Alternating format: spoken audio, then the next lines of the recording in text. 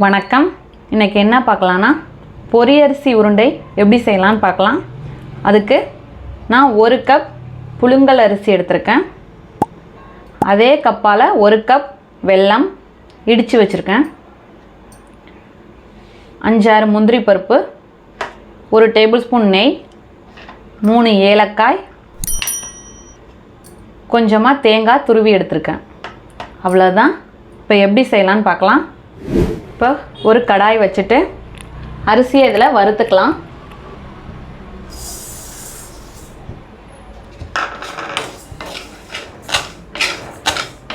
நல்லா செவக்கிற அளவுக்கு வறுத்து எடுத்துப்போம்.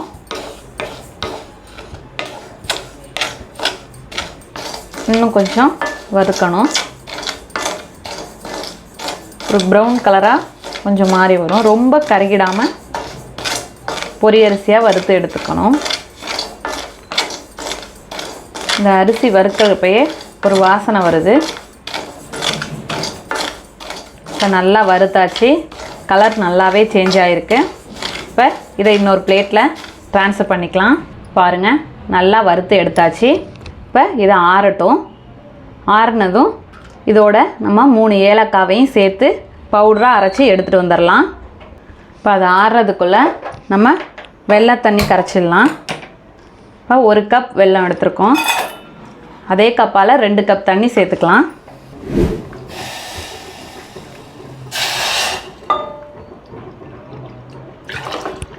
ரெண்டு டு 2.25 சேர்க்கலாம். நான் ஒரு 1/4 கப் கூட சேர்த்துருக்கேன். இப்போ இது நல்லா கொதிக்கட்டும்.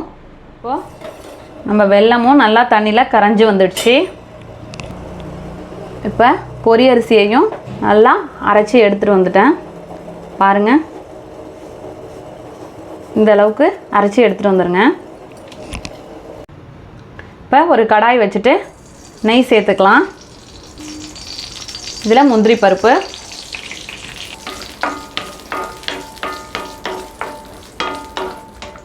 இப்போ முந்திரி நல்லா வறுத்தாச்சு. இப்போ இதில் எடுத்துருப்போம். ஒரு பிளேட்டில் ட்ரான்ஸ்ஃபர் பண்ணிக்கலாம். இப்போ இதே நெய்யில் நம்ம அரைச்சி வச்சுருக்க மாவை சேர்த்து வறுத்துக்கலாம். நல்லா வதக்கிக்கோங்க. நெய்யிலே வதக்கிட்டா நல்ல வாசனையாக இருக்கும்.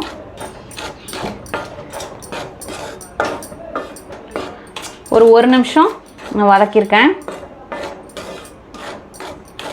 இப்போ இதில் நம்ம கரைச்சி வச்சுருக்க வெல்லம் கொதித்து வச்சுருக்கோம். இந்த தண்ணியை சேர்த்துக்கிறோம். இப்போ சேர்த்துட்டு கட்டி இல்லாமல் கிளறி விட்டுக்கலாம்.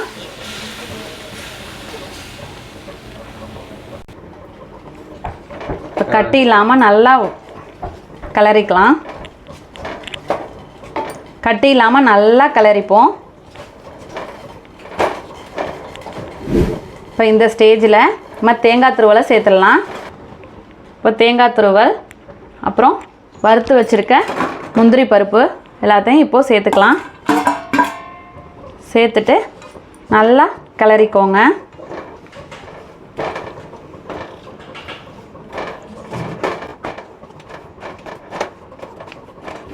பாருங்கள், நான் வச்ச தண்ணியும் மாவும் கரெக்டாக வந்துடுச்சு. எப்படி சுருளை வதங்குது பாருங்கள். 1 கப் ரைஸுக்கு 2 to 2.25 கப் தண்ணி கரெக்டாக இருக்கும். நீங்கள் எந்த கிளாஸில் அளந்தால் கூட, இல்லை கிண்ணத்தில் இல்லை பவுலில் அளந்தாலும் 1க்கு 2.25 கணக்கு வச்சுக்கோங்க. நல்லா கரெக்டாக வந்துடுச்சு. அவ்வளோதான். இப்போ ஸ்டவ்வை ஆஃப் பண்ணிடலாம். கை பொறுக்கிற சூடு வந்தோடனே நம்ம உருண்டை பிடிச்சிக்கலாம். நமக்கு தேவையான ஷேப்பில் பிடிச்சி எடுத்துக்கலாம். இப்போது கை பொறுக்கிற சூடு வந்துடுச்சு. இப்போ கையில் லைட்டாக நெய் தடவிட்டு இப்படி எடுத்து